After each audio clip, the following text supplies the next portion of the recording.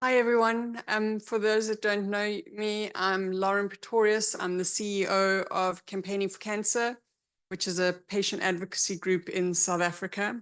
We were the first patient advocacy group in South Africa that looked at access to treatment for patients.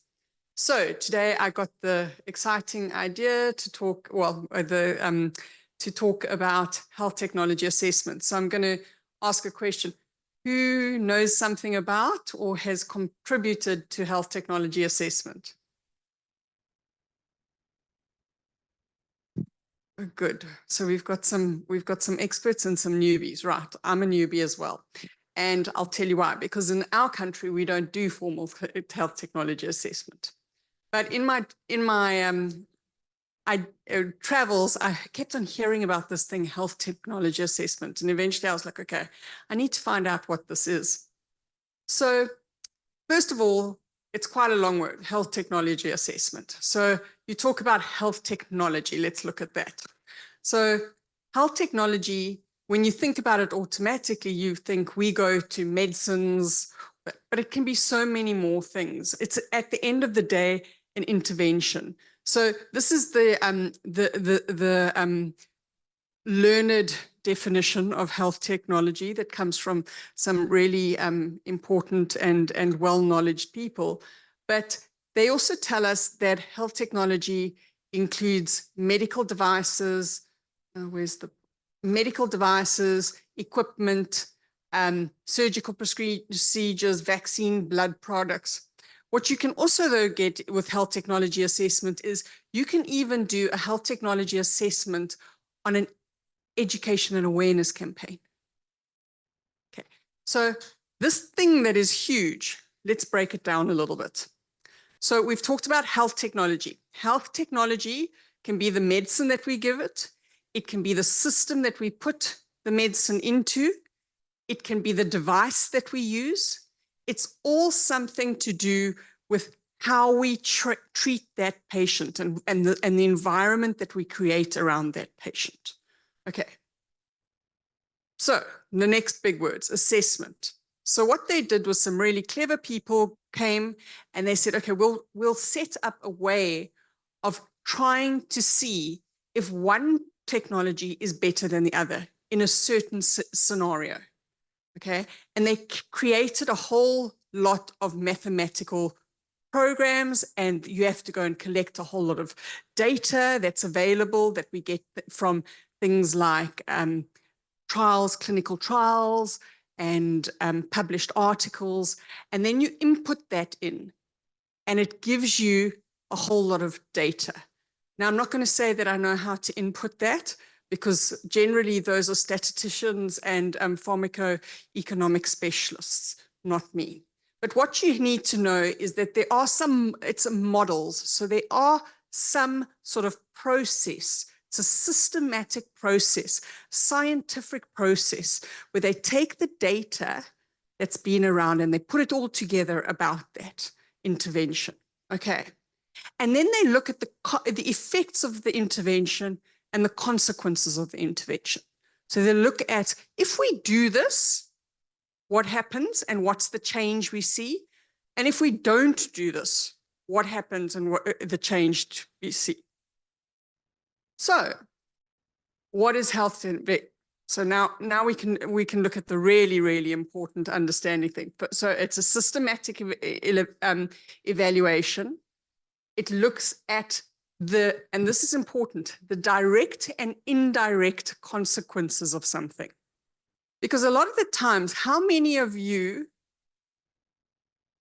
found a medication that was wonderful? Everyone said, this is a blockbuster and it'll change your life. But you have to get really sick to have it, and you're going to be in hospital for 3 months. Would you take the medication? Oh, I see a maybe here. I see a like, maybe, tell me more. Okay, we've got a no here. So that's the idea, is the direct. So the direct consequence is you might be better at the end of this. The indirect consequence is, yeah, but I don't want to stay in hospital for 3 months. Or Maybe I want to stay in hospital for 3 months. So that's something that this process allows us to understand. And it allows us, it's one of the few processes that allows us to put the patient's point of view. And if there is a health technology assessment without the patient's point of view, it's not a proper health technology assessment. It's a cost assessment. Okay. What also happens is there are lots of people that work with a health technology assessment. So in a health technology assessment, I said you have a statistician that does it. You've got a pharmacoeconomics person. You've got a patient. You've got a clinical doctor. All these people come together and bring their information together and they input it into this model, right? And then they use this model, which is an analytical framework. They've put all this data in and it spits out a number. Okay? And when you get that number, they think, oh, this is good or no, or not good. Okay. What they're trying to understand is if what the technology that we're putting in place to replace something or new into a system, into the healthcare system, is safe, if it's effective, if it looks and seeks to help patients, and if it gives best value for the patient. Now, this is where things get interesting, because we hear a lot about cost of medicine, but cost and value are two different things. Cost and value are different things. So this model tries to show the value that it does. And that's why it's so important that all these little things of the patient's point of view, the ethics, the context be included. The no, I don't want to, or maybe I'll think about it, tell me. All that has to be included to put that number together. So what does it put out? What does it measure? So we've got to bring it back because at the end of the day, these are scientists and they want numbers and they want data that they can then make a decision on. We put all the information, all the clinical trials, all the patient-reported outcomes, all the information that we have from the doctors, all the information we have from the statisticians, all the information that we have from the patient experience and what they would, all the information about the ethical nature of that. All this stuff gets put into this analytical framework, and we come up with two things. They look at the health-related quality of life, okay? So in other words, what was the impact on the life of the patient? It's no use having something if you're making the patient sicker, but at the end of the day, you might just cure them, okay? Because that patient hasn't worked for 6 years. So what impact has that had on, or the patient, you cure his cancer, but he's blind at the end of the day. What's the impact on that?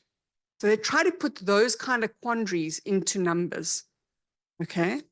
Or the quality health adjusted life years.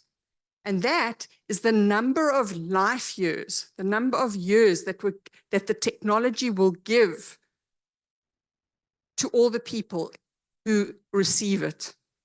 Do you see a difference here with the two? The one is about the individual patient and his quality of life. And the second one is about the people that have it. So the one is the individual and the one is the group. And that's what it's trying to weigh, is the value versus individual versus group on health technology assessment. Okay, so what it does is it spews out these numbers. And in every country, it's different. So we talked about direct and indirect interventions. So, well, who helps it? Well, if it's the direct one, if it's direct, there's policy administrators, hospitals, managements, people who donate money to buy medication in countries. They all want to know, how can I make this decision easier? Give me some stats to do this. Give me some facts, not just, oh, it's subjective. We think this is a really good medicine and the patients like it. Give me some numbers to put it through, okay? And then there's the indirect one, which is the impact on the patient. And doctors want to know this. They want to know, am I going to make my patient sicker to get better? What is the cost of that? The patient wants to know no, or like that. So there are two things here where you're looking at whether direct and indirect, the quality of life and the life years adjusted. Okay. Policymakers are interested in the number of years that it will add to the population. Why? Because it makes the population work. And it means that it increases the gross domestic product of that population. So if we keep our population healthy and continue to let them work and pay tax, it means we make more money as a country. As simple as that. Okay. On health-related life years, we're trying to see what we're going to get for the patient. Is the time to put him through chemo when we know he's not going to be and the impact that that will have, rather than just maintaining pain? Those are the kind of questions that we're trying to look. So again, it's the general society and then that of the patient. So I'm sure you've all heard about evidence-based medicine, and how does that relate to health technology assessment? So evidence-based medicine is all the things that we have here. So it's the patient's experience, the external, the doctors, and so on. The policy and the public experience and the external is health technology assessment. Do you see the difference between where we're making decisions on health and quality of life versus the impact of the nation or the group of population?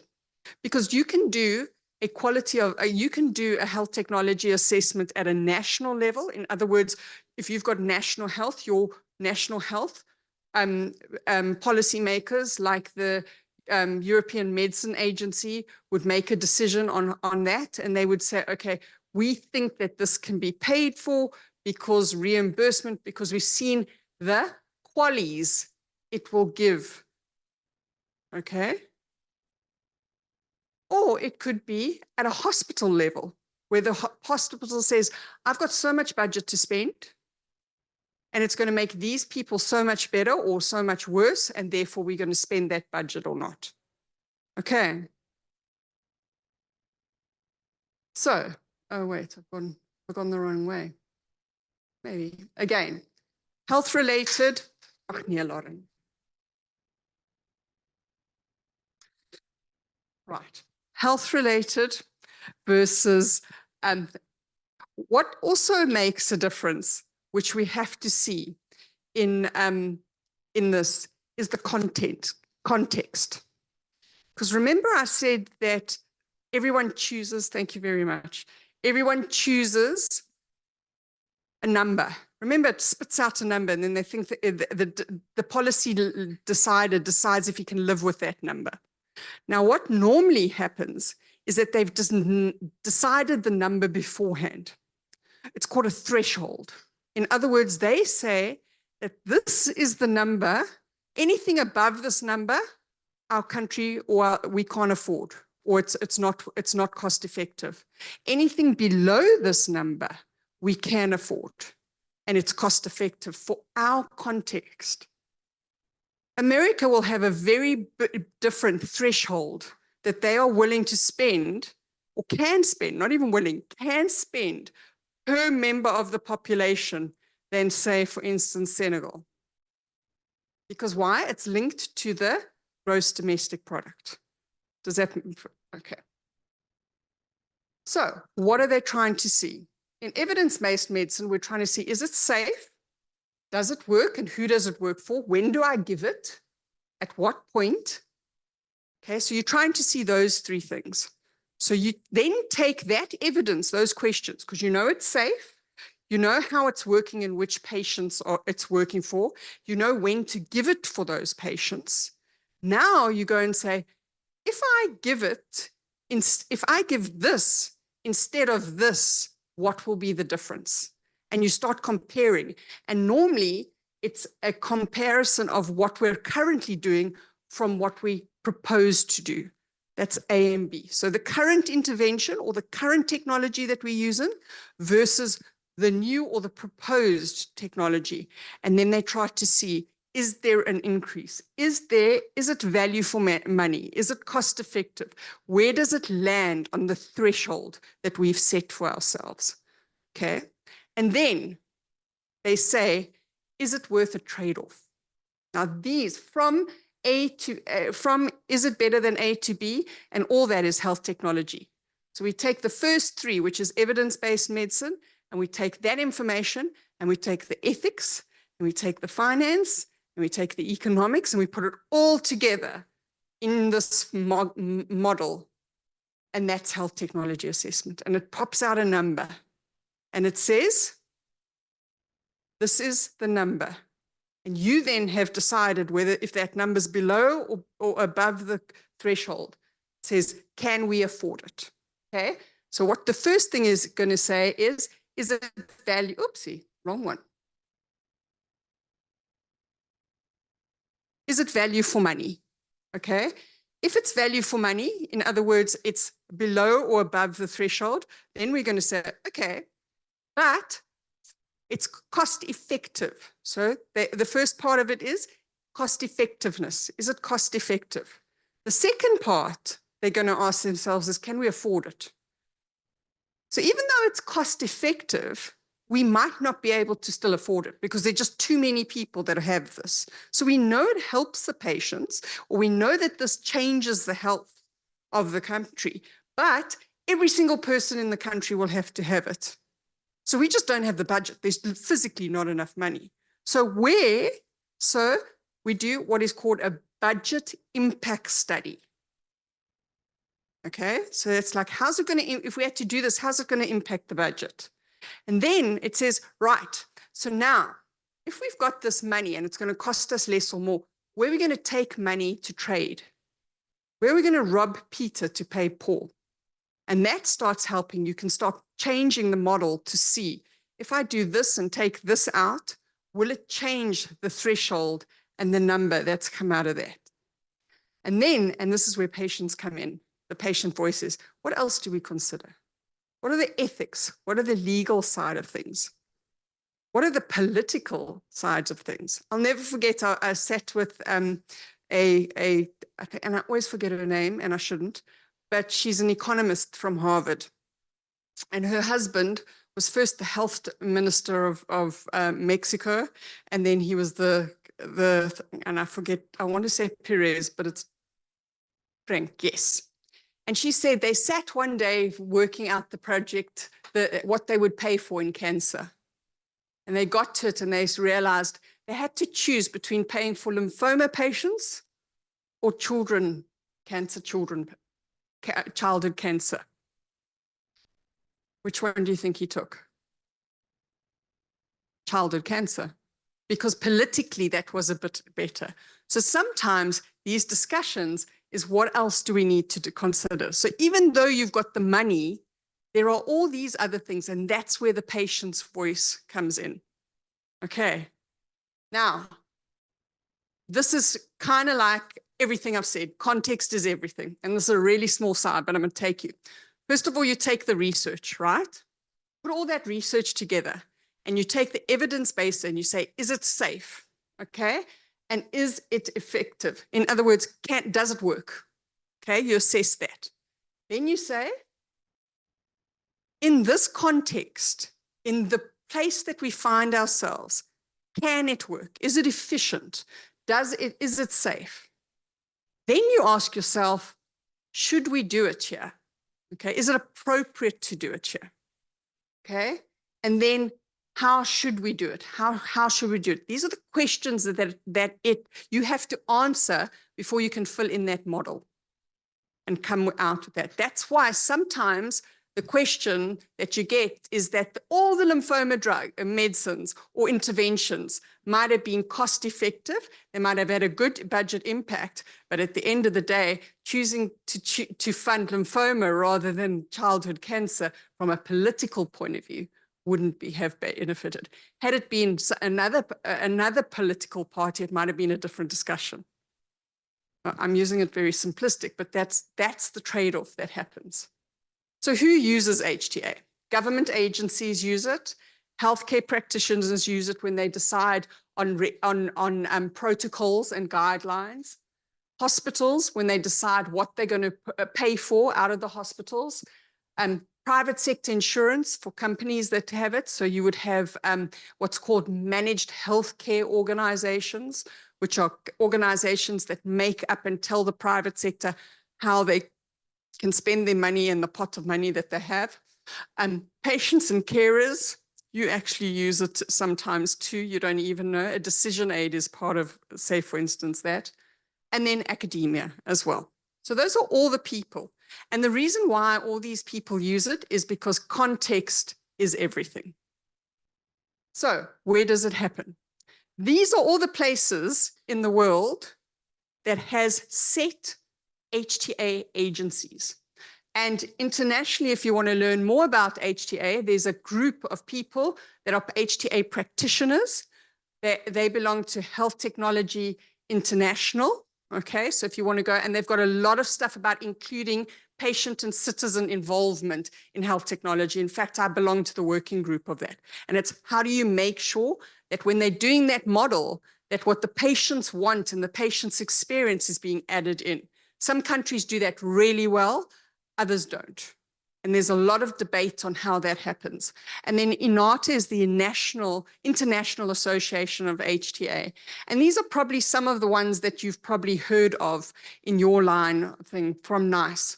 I know in Argentina and Brazil, you'd be surprised, they have amazing HTA agencies. They're doing a lot of work specifically in low to middle income countries. There's a group in Tunisia that is also doing it, even in the Ukraine. So the Ukraine, mind-blowing. The year that the war broke out, Ukraine did 116 reviews. Now, to give you an idea, one review takes at least 4 people to do. It takes about 9 months. So they were doing the short reviews really quickly, which shows that they've got an amazing part in there. Also in Asia, there's really good impact into including patient voices into that. There's really strong advocates on that. So there are some, nothing is perfect, and there are some issues when it comes to that. So there are some issues that, like in my country, they do health technology assessments and they don't include one patient in it. Yeah. They also, who is doing the health technology assessment? If the insurer is doing the health technology assessment and not showing anyone the outcome, that is not something that you will do. So it's all about transparency. We're trying to create transparency on this. And at the end of the day, there are challenges when it comes to HTA. And a lot of that time, it's political instability. There's a lack of knowledge. There's a lack of commitment from policyholders, and also using evidence, how we use evidence to make decisions in this. And then also a lack of leadership. And I think this is where it comes back to patients. We as patients have to start insisting to be in health technology, which means we need to start getting ourselves educated about health technology and how we input into that framework system. The framework exists for us to do it. They will make it easier for us, but we need to be knowledgeable about it. And that responsibility sits on us, because we can't allow people to start making these decisions, important decisions, without the voice of the patient. And I think that's what we've started in South Africa, is to do a lot of education with our patients on that. And that's my story.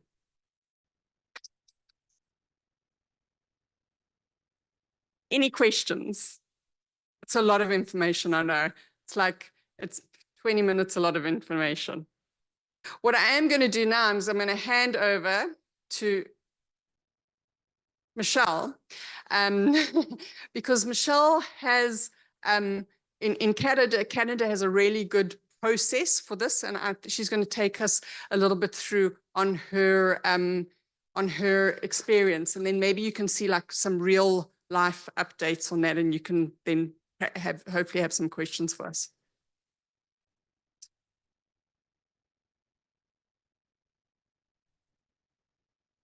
All right, that's a terrible picture. So I request another one in the future. So this is our healthcare system. And actually, Lauren, you need to update your slides. It's no longer called CADIF, it's CDA. One of my favorite things about the health care system in Canada is we really like to change the acronym every couple years or so. So just wait 20 minutes and they'll change it again. So the first few parts you can see that I always like to include is the research piece, because that's important, obviously, and how we actually get to the section around health technology assessment. And what I often call it is health treatment assessment, because even though that was a wonderful explanation, 20 minutes explaining what it is and the impact doesn't always translate easy enough. So the section where patients come in and where our role at Bladder Cancer Canada comes in is at this section as well. Now, as you probably know, we have territories and provinces, but much like other places have, like in Spain and Catalonia, Quebec likes to be its own country. So everything we do for the federal government, we have to do again for the Quebec government. So INESS is called INES, and that's a whole other system that makes my hair hurt, and I will not go into today. The two pieces that we're very active in is called PCODR, P-C-O-D-R. That's Pan-Canadian Oncology Drug Review. And the one below that is CDR, Common Drug Review. So what we are involved in is obviously PCODR, the oncology piece. And as Lauren said, sometimes patients don't have a say in the treatment. And I'll use BCG. Are people familiar with BCG? I see nodding. So BCG is available in Canada and is widely available, but it's always been one type of BCG, always. Now there's a new one wanting to come into the market, and they're doing clinical trials and they're taking a look at it. But the one, I almost said the name. The first one has been tolerated and is tolerated well. The new up and coming BCG, patients have reported to me that the side effects are wretched. They can't walk, they can't move, they can't eat, they're losing weight. But that's not really the process with the first one. But the second one has the money and the clout behind them to push their way through. We, however, thankfully have a step in the process where we can get patient involvement, because the second up and coming one can afford to push it through. They can afford to, they even, it's partially owned by some of our medical professionals in North America as well. So conflict, I did not say that. But now we can survey patients, and patients can say, hey, wait a minute, I haven't been able to get up. I know one woman who's lost almost 120 pounds in a few months because she can't eat, she's drinking water. So that is important information, because if you don't know if this has additional side effects, talk about the quality of life. When it comes down to it, do you want to have a good 6 months, or do you want it to be bedridden and not be able to function? So again, this is where we come in. So a few years ago, when I joined the team at Bladder Cancer Canada, we would participate once in a while. And I've been in the nonprofit sector for 30 years, and I've worked with pharmas before. And I said initially, okay, one or two, that's good. We need to be involved and make sure that patients have a voice in every single treatment that may or may not impact them. So from about 10,000 people we had in our database, we now have over 25,000 people. Of those 25,000 people, those are just Canadians. I'm not including, because we've got other folks that are involved. And from those, we've got about 350 people who have said, I will participate in a clinical trial. I will participate in a survey. I will participate in health technology assessment. I want to have my voice heard. So with BCG, I've got a group of 40 or so Canadians that have said, nope, nope, nope, here are all the side effects. So what we do is we promote self-identification and we promote feedback. Give us the feedback. Tell us how it's doing. Tell us how it's not doing. And then from there, as Lauren said, mathematicians put all this information as gobbledygook and spits out a number. But now they at least are doing so with the knowledge of what the impact has on the quality of life. And as we do the same thing for healthcare clinicians, they also have a voice to say, oh, wait, this is great. This is super helpful. It's improved outcomes. It's better support all around, for example. And then the next section. So once we've gone through that, assuming the treatment is approved for the next stage, and it's such a mess sometimes. Then we have feedback in this part. So we have a two-part process. First, everything has to be approved by the federal government, first and foremost. It's approved, even paid for in part or not at all. Then the next stage is it worth doing, really, in simple terms? So then the whole process has to happen again with a different set of questions, with a different set of respondents, or PCA, which is the Pan-Canadian Pharmaceutical Association. So the Pharmaceutical Association covers whether or not it'll be covered in Vancouver, British Columbia, or if it'll be covered in Nunavut, or it'll be covered in Quebec. So each province, then you have to go through whether or not, okay, it's going to be partly funded by pharma, and then it's also going to be partly funded by the government. So again, we're going through this process a third time. Like, bring it on down a third time. And then hopefully by the end of the day, it all impacts patient care. So that's our process. And we've been really successful pushing out the need for feedback. And I have, for the longest time, I'm often the one picking up the phone, and I'll speak to a patient. I'll ask them all sorts of questions, and they're asking me, why do you want to know? Well, partly because I want to know what their treatment journey is. As we all know, bladder cancer is different in every single person. And so there isn't a typical patient. So I'm trying to see where are the gaps in any services that we can provide as an organization, but also what is the feedback and any input they have if they're on a new treatment. And that is just so meaningful. And thanks to partnerships with our HCPs, our healthcare practitioners, they promote the fact that we need survey information, and they promote the fact that, oh, you're not having great side effects. Oh, you're having great side effects. Make sure, you speak to Bladder Cancer Canada, and we collate all the information and have to hire a medical writer because I don't know half of the words in that application. And then we submit it to the government and to all those mathematicians. So that's just a short, sweet overview. Yeah. And Lori. Oh, yes.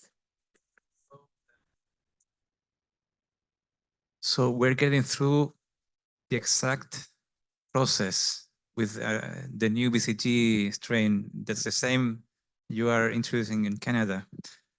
But we don't have any step of the process with patients involved, Actually, the drug was already bought and we have to use it. We don't have another chance. So it's really interesting.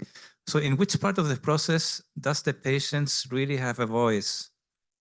So which is the part where I don't know, is it a document that is it's made after, with patient's opinion? How does it work? So the system works really, and where we have the biggest say is actually at the drug review, the oncology drug review piece. And the government gives us the questions that they want us to answer. So it's it's not just quality of life, but it's the quantity, frankly, as well. And then we answer those questions by speaking to patients. Sometimes we do it in person, sometimes we do it on the phone, and then we submit it.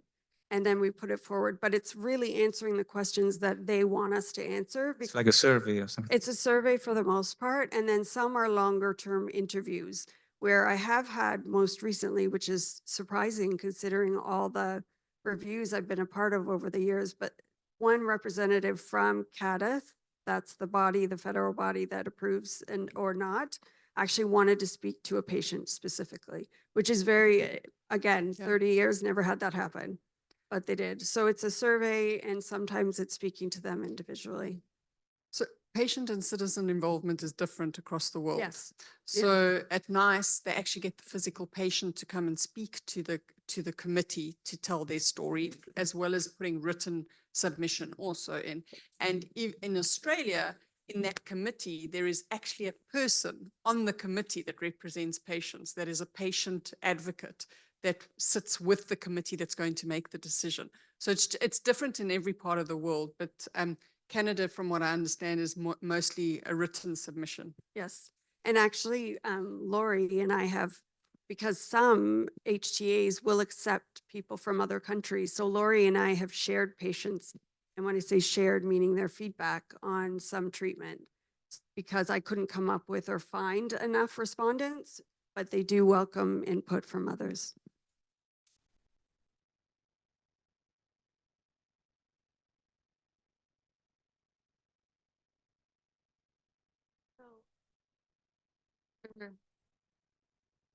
From South Africa, where there's no process. Talk about what we're doing in France. Sorry, and I'm just going to give you some really concrete examples of exactly what it means to be a patient organization doing HTA, and just kind of walk you through the process of what it is.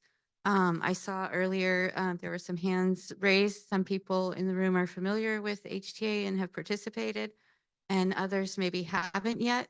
We'll be speaking from a European perspective because we're doing this in France, and in Europe we do have laws that pretty much mandate every European country is required to seek the input or accept the input of patient organizations. And I know this is not the case all around the world. In many countries, there is no formal process at all.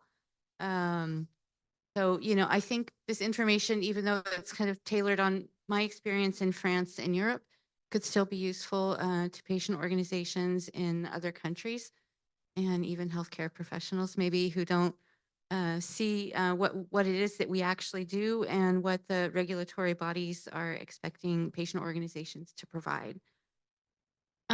So the reason, Lauren has talked a lot about the definition of HTA and how it works and the numbers, but the reason that patients are involved and should be and must be involved is because the regulatory bodies can make informed decisions, including the patient voice, which it's more than just the numbers and the thresholds. It's about the actual patient experience. And they can't get that from a table or from a statistics evaluation. So anybody who, and I want to say that I first heard about HTA in 2018 at a Congress. I was a new patient advocate. I had no idea that it even existed. And so I just want to say these are kind of the steps I went through to get started in France for bladder cancer patients. First, you have to get familiar with your national system, if there is one. Find out what are the regulatory bodies, how does it work, read their websites, maybe talk about getting involved in training if you're in Europe. There's some really great training opportunities out there. UPATI, you can get their slides on the internet and learn a lot from them. I recommend talking to other patient groups in your country because if you can find on the regulatory body's website, they they might publish contributions from previous reviews. And so you can see what are the patient groups in your country in other disease areas maybe that are already doing it. And you can request them to mentor you, kind of talk you through the process. That was really helpful to me in the beginning. Then you need to kind of be monitoring what's going on in the research area. Congresses will tell you, okay, this new treatment, they finished their phase 3 trial. And so you kind of start thinking about, okay, they might be starting to, the pharmaceutical companies might be starting the process to get reimbursement in different countries. And you may read in the press, FDA approval for this or that new treatment. So you know that after FDA approval, it's coming to other countries eventually. So it's important to just kind of, be aware of which treatments are upcoming. And I'll explain the reason for that in a little bit. It's also useful to develop relationships with industry, to learn about what's in the pipeline, what the clinical trials are doing. You can, have updates on clinical trials and get familiar with the language a little bit. You don't have to, become a researcher, but it's good to know a few main things about the HTA process. And you also need to have good relationships with healthcare professionals because you'll need their assistance in getting your surveys out to the patients who actually were involved in the clinical trials or have received the treatments. So what we do in France, this is basically the steps in this slide. This is what we do to participate in HTA. We only participate in the written contributions. In France, there are other ways that patient organizations can contribute, but you have to be an accredited patient organization, which is not, we are not. So we're not eligible to participate, for example, in the financial review. You can also become an expert, a patient expert, and have an in-person audition when they're reviewing a drug. But that's not something that we've done so far. So what you have to do is monitor the regulatory body's website, and they publish a call for contributions when a drug is up for review. In France, it's called HAS. And you can sign up for their little newsletter, and they're supposed to send you updates when they update the list of drugs up for review. But actually, it doesn't always work. Sometimes they'll send you an email to say, this is up for review. But you really, in France at least, you have to monitor it pretty regularly. Once the call is out, you have a deadline, which is pretty short, a little over a month. And so you need to be ready with your questions and send that out to survey patients, carers, and that's the really difficult part, is getting the survey out to the right people. Once the deadline is getting close, well, you go look and see how many answers you got to your survey. In the past, we've submitted contributions with only one patient who actually responded to our survey because we couldn't get any more answers. It can be difficult to reach patients, especially because most of the research in bladder cancer treatment development is around advanced bladder cancer, metastatic, and those patients who've been through the clinical trials, even if they were considered successful and, progress in treatment, still those patients may not be alive by the time the process gets to the point where you want their input. So it can be useful, which is why I said you need to kind of know what's going on in the world of clinical trials and research, because you might want to talk to those patients while they're undergoing the trial, if you can find them, and not wait till it's over. So you compile the survey data, and sometimes we need input from our scientific advisory board, other healthcare professionals. You'll see that you have to compare the new treatment to the existing treatment. And sometimes it's useful to talk to an oncologist or a urologist about that to make sure that you understood everything because we're not doctors, we're patients and carers. Then you have to write up a little conclusion, submit your contribution by email, and then wait until the decision is published. So this is the website that we use in France. It has everything, the calls for contributions, publication of past contributions, decisions. They have training modules for patient organizations, guides for doing HTA in France. It's really rich in content and really useful. And I go there a lot. This is an example of the survey. I actually use pretty much the same format survey for all of our contributions.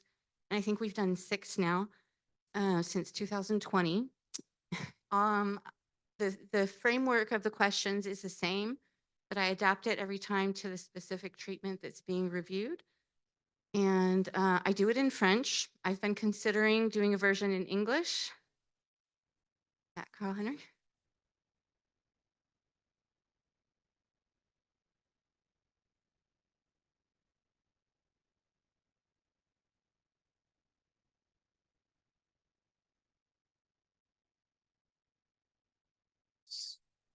Study was published and the public were applauding so.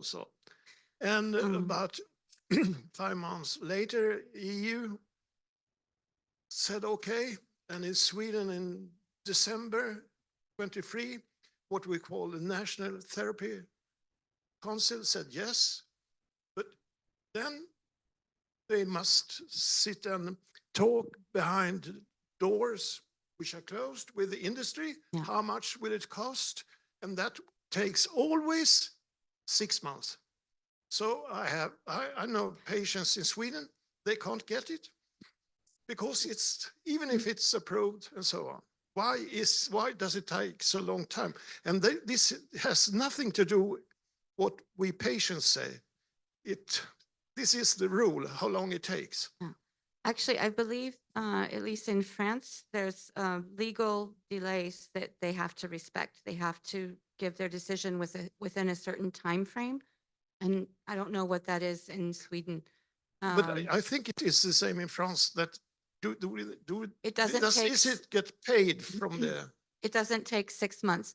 And the whole process, I don't have the exact numbers of weeks in mind, but it's what takes a long time is for it to actually get to the evaluation.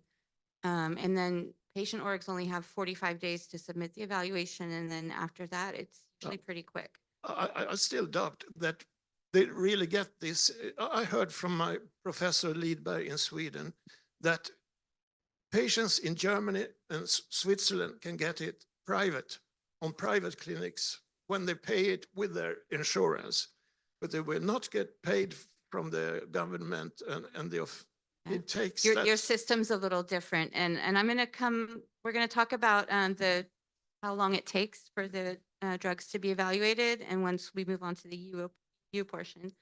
Actually, I've been really busy with my son's wedding and getting ready for the forum and moving my office. So I have not monitored the HIS website in the last couple of weeks. I don't think they've yet published the decision for this one, but it was expected, I think, in September. So maybe it has been published and I'm just out of the loop. I'll check that tonight after dinner. But basically what we have a Google Forms survey that we send out to patients that we know of who have been included in the clinical trial. We also send the link to partners, healthcare professionals, oncologists, to try to get even more results in patients who respond. I look through the clinical trial documents and I see the names of the doctors, that the investigators in Belgium, Switzerland, Luxembourg, or all the French-speaking countries. And I also try to find those investigator contact details and send it to them. That's the biggest challenge. We did a contribution for one treatment where only 11 patients were included in the clinical trial in France. And it's not possible to find out who they are, so you can contact them directly for ethical reasons. And none of them were in our patient organizations. So it was a really, really big challenge to get that. So it takes me in generally about an hour to adapt to each new review. I just adapt our existing questionnaire, and then I just do it all in Google Forms, and it's anonymous. Then the dreaded questionnaire from HAS. It's a set questionnaire. You have to answer the questions in the order that they want them.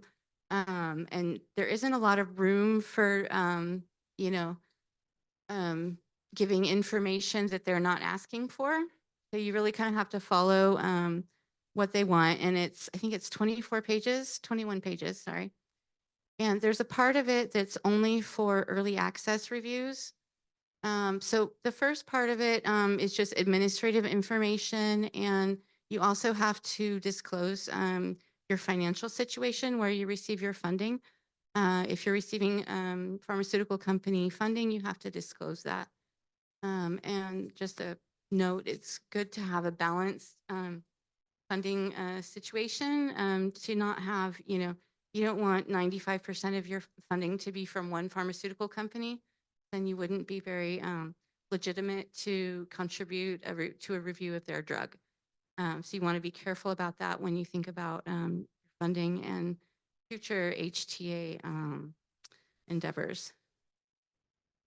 So the first part of the questionnaire is questions about the impact of the illness and quality of life, how the illness affects patients, and also they want to know how it affects the caregivers and the patient's loved ones, which is nice to be able to include carers in that because bladder cancer and other diseases also affect carers.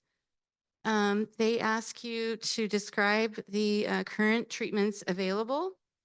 When we're talking about comparing A to B, so you have to talk about A and how that impacts patients.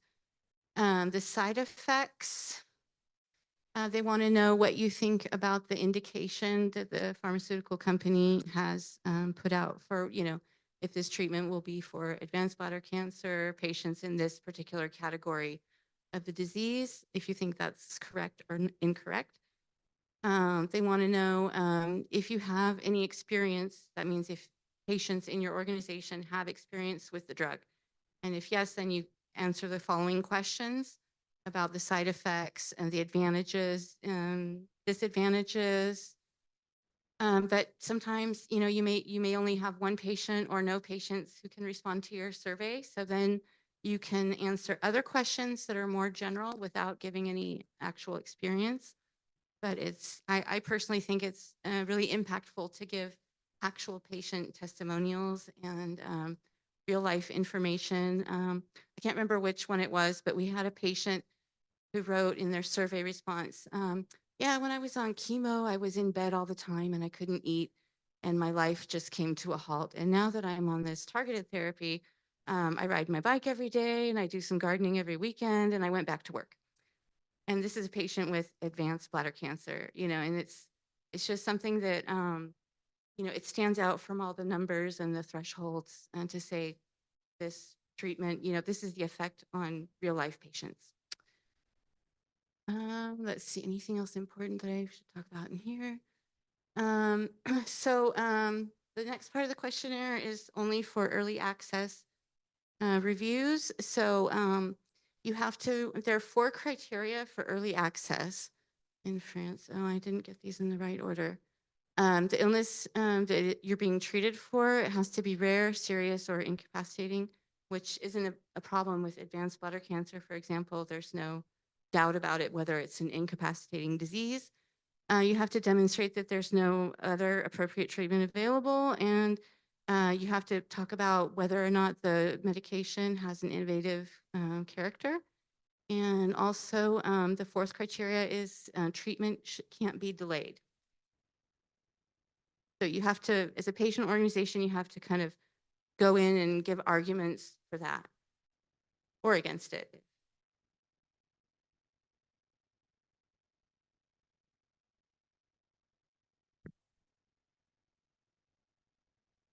Hi, I'm Michelle Hull. I'm from Johnson & Johnson. And I just wanted to say on the early access piece that those are the 4 criteria. They vary a little bit by country, but then Yeah. even within the industry, we usually have a fifth criteria, which is the patient's not eligible for one of our clinical trials. So, and that is to add extra protection to the patients so that they're getting the care that clinical trial patients would get. But to the point that was made earlier about the delay to access in Sweden, we do have these programs to allow for patients when their physician requests it to get access to the treatments while we know we have the data to support the benefits and Yeah. the risks. Yeah, there's a system like that in many countries. Yeah. Right. And it's obviously not something that is proactive, it's a reactive. So I just wanted to clarify that. Yeah. Yeah, the early access process in France is actual, it will be reimbursed by the national payer if the early access status is granted. So it's a different thing than the individual, they used to call it ATU, it has a different acronym now, I think.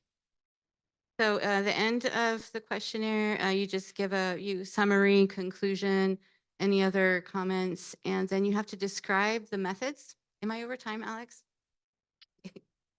The methods you use to gather the data. This is just the process, all the different bodies involved in France in evaluating for early access reimbursement. And it's up there on the right. Number 3 is where patients can give their opinion. We went over that. So just the challenges we face in France, and I've mentioned it, finding patients and carers to respond to our surveys. The lack of expertise within our organization, we haven't been able to get more people trained for HTA because a lot of the training materials are in English, and that's a barrier for us. And time constraints, we're all volunteers. We don't have paid employees. And so we're doing it in between our jobs and taking care of children. And sometimes it's a little stressful because there's deadlines you have to meet. So talking about UNET HTA, which Lauren put the logo up in her presentation, there's legislation in Europe that will be changing the way HTA works across European countries. There's kind of a staggered implementation, but it's going to start January 11th, 2025 for certain innovative oncology drugs. I'm not going to go into too much detail because I'm over time, but I just wanted to quickly touch on, as European patient organizations, is there anything we need to do at this point? Because the implementing acts have not yet been published, so nobody knows yet how the changes are actually going to be implemented. Will we still be doing our national process?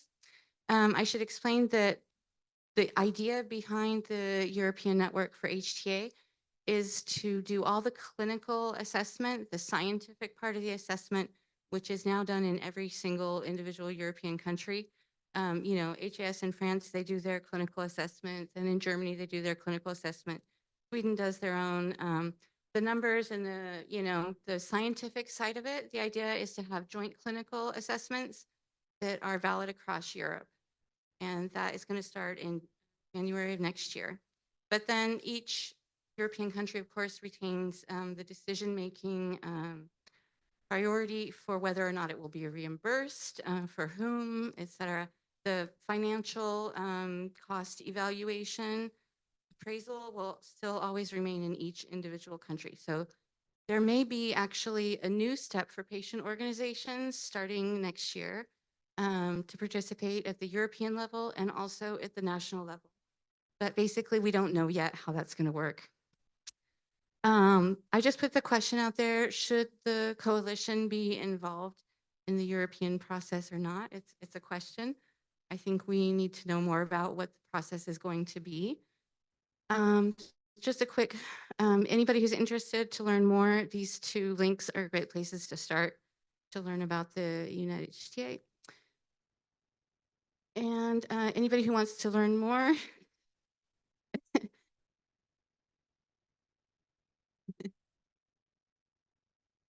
there. Sorry. There are two dates coming up in October. And one in France, there's a webinar about the European, how it's going to impact in France. And there's a European roundtable organized by the 2024 Eco Community called EU HTA Cooperation on October 8th.